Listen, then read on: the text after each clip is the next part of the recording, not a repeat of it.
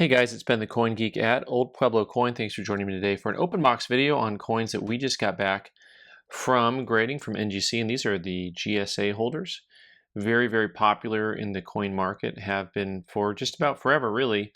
We're going to talk a little bit about the market in general with a little bit of a historical viewpoint, and then just talk a little bit about the grading for these. A couple of these for customers of mine, a couple for the shop. As always, please leave your comments. And I was just thinking how people would tell me to keep my comments to myself. But here, no, it's the opposite. Don't keep your comments to yourself, folks. Thanks for being here today. This 1882 Carson City. So the Carson City dollars and GSA holders, these government holders that they found in a big hoard, the common dates are the 82, 83, and 84. And that's been true for a long, long time now. So usually on those are coins that you're going to see in the current market, probably roughly average ones in the $300 price point. They had run up to $400 during COVID. They were probably, I want to say, $200 before COVID. When I started working here at Old Pueblo Coin, they were $75 kind of all day long on the common dates. So interesting thing here. This coin has a lot of little bag marks on the face. The fields are pretty wide open. You've got the nice big Carson City label here. And this one came back at 62, which I think is a very fair grade overall. In collecting, there's always supply and demand. So the reality is that Carson City coins will always be in demand. The supply side is very plentiful on these, and the market changes will be constant, but I do tend to think that most guys that collect coins, collect US coins and Morgan dollars, like to have at least one or two of these. They might just go for the 82, 3, or 4, or they might go for a better date, or they might go for something with a little bit of pizzazz, like this coin here, which is not mine, but for a customer. And this one's kind of fun for a couple of reasons. We'll talk about that, kind of what makes it a little bit on the unique side. Right away, one of the things that you'll notice on this coin is that it has a little bit of a reflective field to it.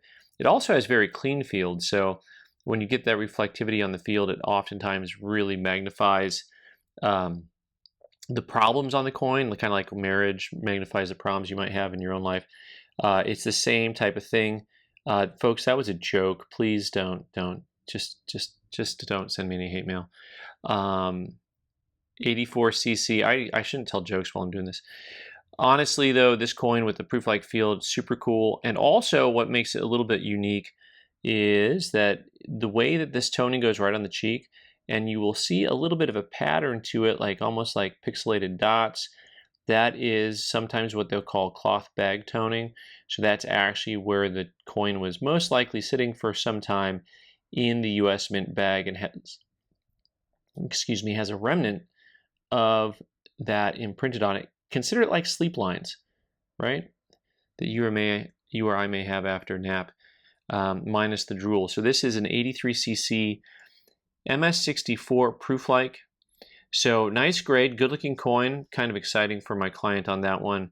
It came along really well, came out really swell, we'll say. And then I had a couple that we got in that I thought were kind of nicer grade coins. And I said, hey, let's go ahead and try these ones. Usually, and this is historically true throughout the entire time I've worked here, 25 plus years now, usually you really want to get a coin in a 65 holder. Almost any common date Morgan, that's always been the threshold.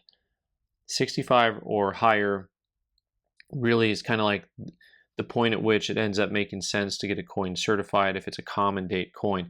And that goes for, of course, your common date San Francisco or Philadelphia coins, but also within the Carson City GSA market, it ends up being kind of the same thing where you have a little bit of price point jump on those coins in 65.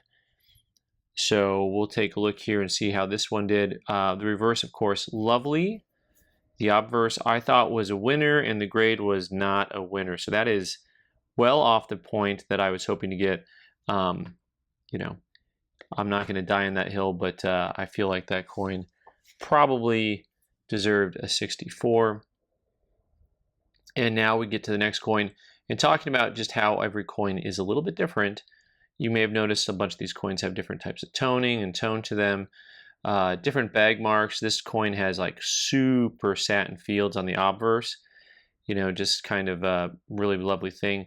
And then it's got a couple of bigger hits on the cheek. So whereas this coin, it feels like in some ways the cheek's a little cleaner. I know there's a little bit of mark up there by the eye, and beauty's in the eye of the beholder, but it feels like, although the coin on the left has a cleaner cheek, it still has that mark that feels heavier to me. All right, and then we're going to look at the reverse of this coin here.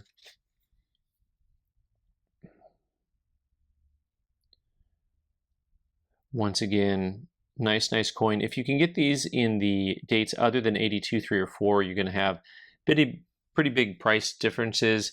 Like I said, most of these coins are going to be in that roughly $300 ballpark, whereas once you get into coins that are going to be 80, 81, 85, those are probably $600, $700, $800 coins.